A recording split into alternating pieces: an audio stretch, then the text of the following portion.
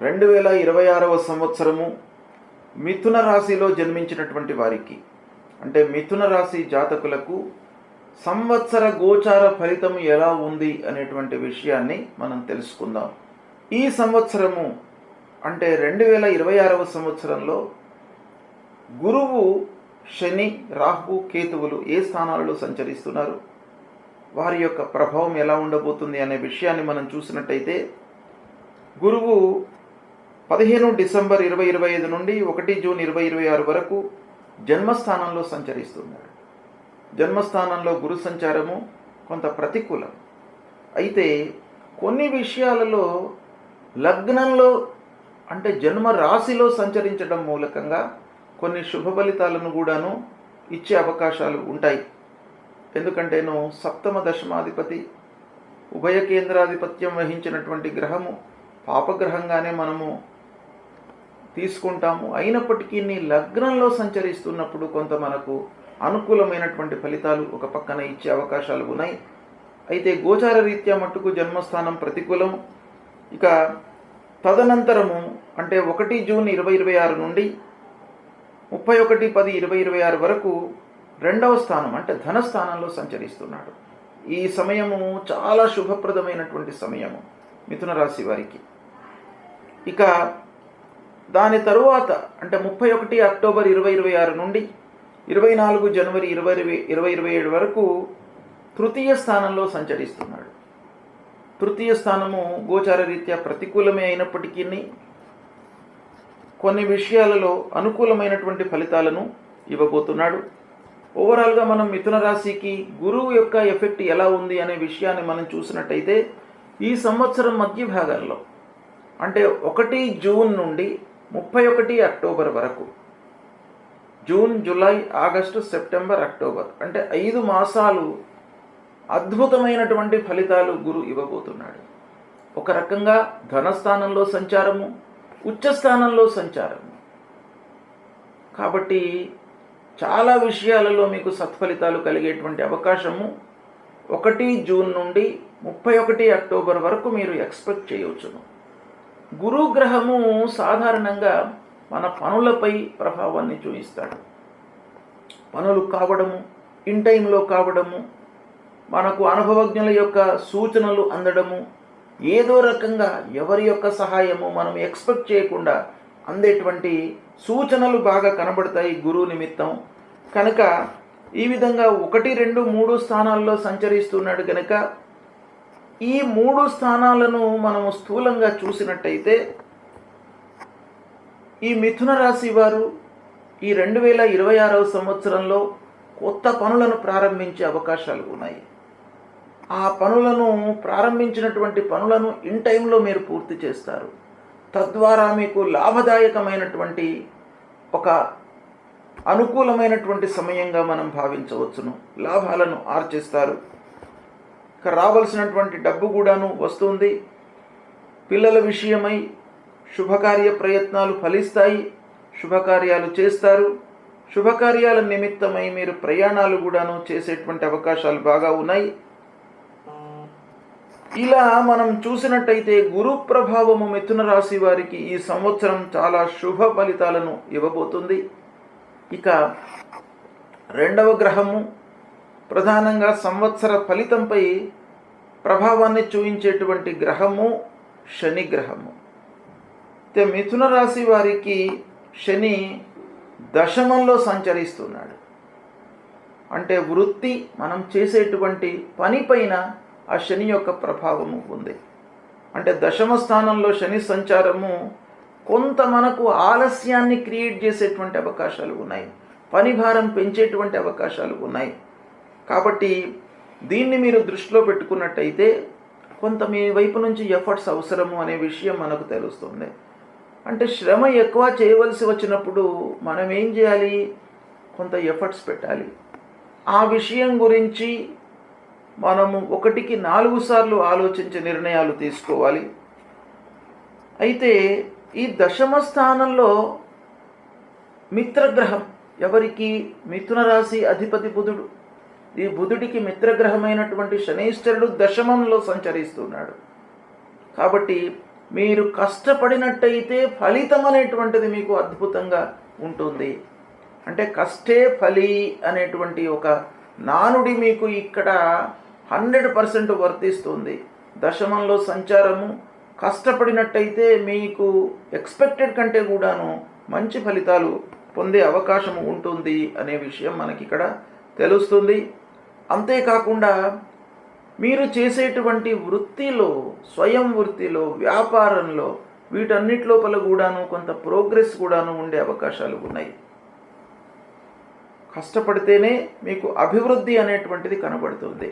అంటే ఈ కండిషన్ మట్టుకు తప్పకుండా ఉంటుంది. ఇక్కడ దశమంలో మీకు అనుకూలమైనటువంటి ఫలితాలు ఇస్తాడు శని, మిత్రగ్రహం గనక. కానీ ఎప్పుడు ఇస్తాడు?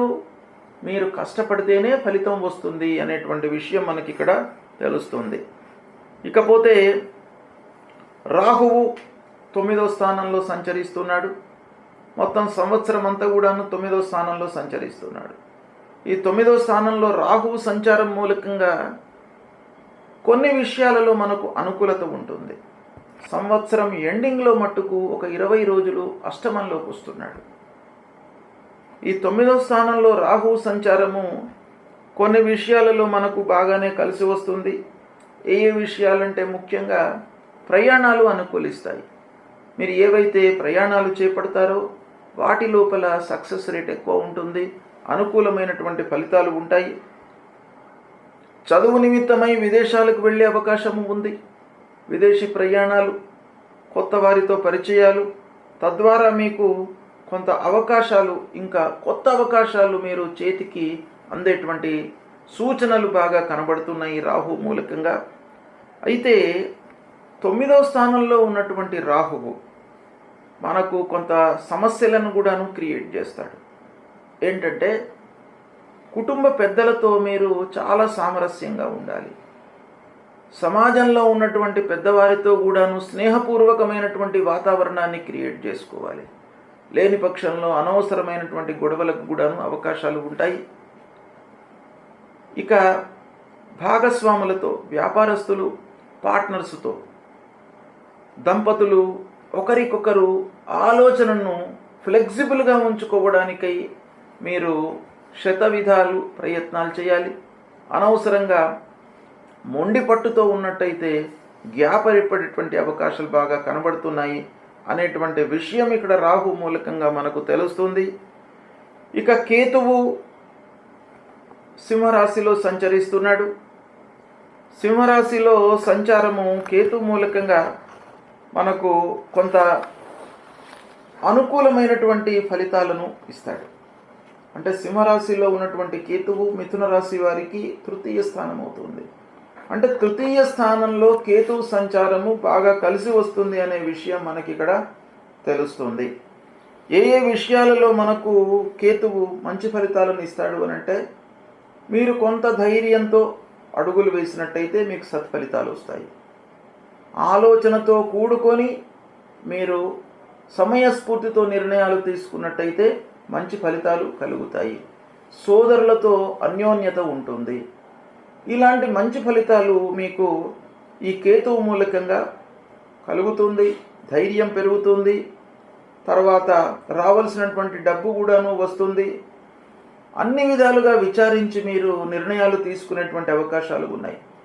అయితే కొన్ని విషయాలలో ఈ కేతువు మూలకంగా కొంత మనశ్శాంతి లేకపోవడము, అంటే 3వ స్థానంలో సంచరిస్తున్నటువంటి కేతువు అనుకూలంగానే ఉంటాడు, కానీ రాహువు యొక్క ప్రభావం మూలకంగా కొంత గందరగోళము, అంటే చేస్తున్నటువంటి వృత్తిలో మీరు ఎక్కువ ఆలోచించవలసినటువంటి స్థితి ఏర్పడము, ఇలాంటివి ఉండే అవకాశాలు ఉన్నాయి. ఓవరాల్గా మనం మిథున రాశి వారికి గురు, శని, రాహువు, కేతువుల యొక్క సంచారం మూలకంగా చూసినట్టయితే కొత్త అవకాశాలు వస్తాయి. మీకు ఈ 2026లో మిథున రాశి వారికి మంచి అవకాశాలు వస్తాయి. ఉద్యోగస్తులకు కొత్త కంపెనీలోకి వెళ్ళేటువంటి అవకాశాలు ఉన్నాయి. మంచి హైక్తో మీరు వెళ్ళేటువంటి అవకాశాలు ఉన్నాయి. ఆల్రెడీ ఉద్యోగం చేస్తున్నటువంటి వాళ్లకు ఇంక్రిమెంట్స్ లభించేటువంటి అవకాశాలు కూడాను కనబడుతున్నాయి. ప్రయాణాలు సఫలీకృతమవుతాయి. మీరు చేసేటువంటి వృత్తి లోపల ప్రోగ్రెస్ కనబడుతుంది. ఇవి మనకు 2026లో మిథున రాశి వారికి ఓవరాల్గా ఈ 4 గ్రహాలకు సంబంధించి కంబైన్డ్గా మనం చూసినట్టయితే ఈ ఫలితాలు కనబడుతున్నాయి. అయితే ఓవరాల్గా మనకు 70% దాదాపు 70% మిథున రాశి వారికి ఈ 2026వ సంవత్సరం లోపల శుభ ఫలితాలు కలిగేటువంటి అవకాశాలు బాగా కనబడుతున్నాయి. దీన్ని సద్వినియోగం చేసుకోండి, సుఖమయమైనటువంటి జీవితాన్ని గడుపుతారు. ఇక ఈ మిథున రాశి వారికి ఏ గ్రహాలు ప్రతికూలంగా ఉన్నాయి అనే విషయాన్ని మనం చూసినట్టయితే సంవత్సరం ప్రారంభంలో అంటే మే వరకు జన్మస్థానంలో గురువు, 31 అక్టోబర్ నుండి చివరి వరకు కూడాను తృతీయ స్థానంలో గురువు. ఈ గురువు నిమిత్తమై మీరు గురువుకు సంబంధించినటువంటి మూలమంత్రాన్ని జపించుకోండి. దక్షిణామూర్తి స్తోత్ర పారాయణం చేయండి. స్తోత్ర పారాయణం అనేటువంటిది చాలా మనకు అనుకూలమైనటువంటి ఫలితాలను ఇస్తుంది. స్తోత్రాలు అంటే భగవంతుణ్ణి కీర్తించడం.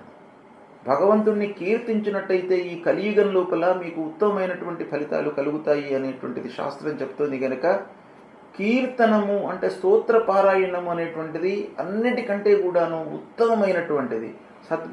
సద్గురువులను సందర్శించుకోవడం, ఈ 2 చేసినట్టయితే గురువు యొక్క అనుకూలత లభిస్తుంది.